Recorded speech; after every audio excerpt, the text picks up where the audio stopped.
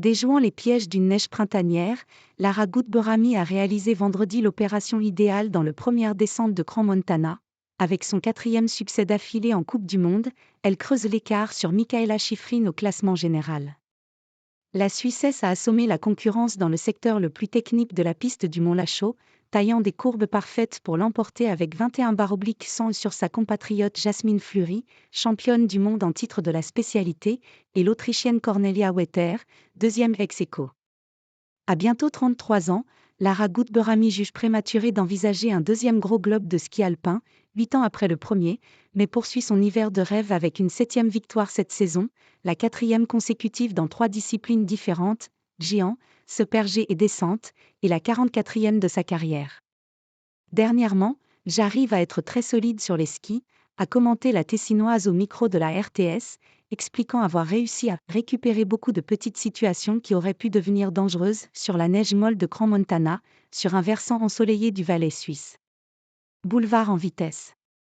L'Américaine Mikaela Shiffrin, quintuple détentrice du gros globe et plus beau palmarès de l'histoire du ski alpin, avait de toute façon prévu de faire l'impasse sur l'étape helvétique, elle qui brille surtout dans les épreuves techniques même si elle est aussi capable de gagner en vitesse. Mais sa blessure au genou le 26 janvier à Cortina d'Ampezzo, en s'ajoutant à une cascade de chutes parmi les favorites, a complètement relancé la fin de saison. Elle vise désormais un retour les 9 à 10 mars à Aar pour un géant et un slalom, juste avant les finales dans la station autrichienne de Saalbach. Lara Goudberami, qui lui avait chippé la première place du classement général le week-end dernier pour 5 points, en compte désormais 105 d'avance, avec 6 nouvelles courses de vitesse devant elle, une descente samedi et un super-G dimanche à Crans-Montana, puis les étapes de Val di Fassa, 2 super-G, et Kvitfjell, une descente et un super-G. Elle pourrait même en profiter pour ajouter un 3e dossard rouge de leader à sa collection. Déjà numéro 1 mondial en géant et super-G, la skieuse de Comano est remontée vendredi à la 2e place du classement de la descente à 41 points de l'Italienne Sofia Goggia, récemment victime d'une double fracture à la jambe droite. Sécurité, limite.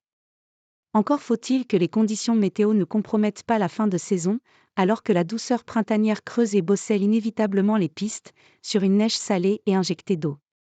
C'est très limite, a résumé Lara Goudberami auprès de la RTS, expliquant être partie à la faute et avoir failli tomber quelques fois, au point de se demander si ça va être encore plus dangereux à skier samedi et dimanche. Pour la Tessinoise, avec des températures pareilles, on ne peut pas espérer des choses différentes. On peut travailler toute la nuit mais après, quand il fait 15 degrés c'est normal que la neige devienne plus molle. Les organisateurs avaient tiré les leçons des chutes dans l'aire d'arrivée lors du 2e entraînement jeudi en relevant la ligne du chronométrage final vendredi, écourtant le tracé de 5 portes.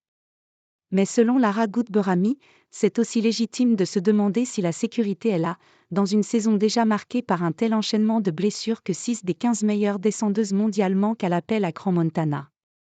Si elle devait décider, maintiendrait-elle la 2e descente attendue samedi ? Je pense que je serai contre la course, a tranché la numéro 1 mondiale. Côté français, Laura Gaucher, Romane Miradoli, Karen Clément et Camille Cerruti ont respectivement pris les 14e, 19e, 27e et 32e places.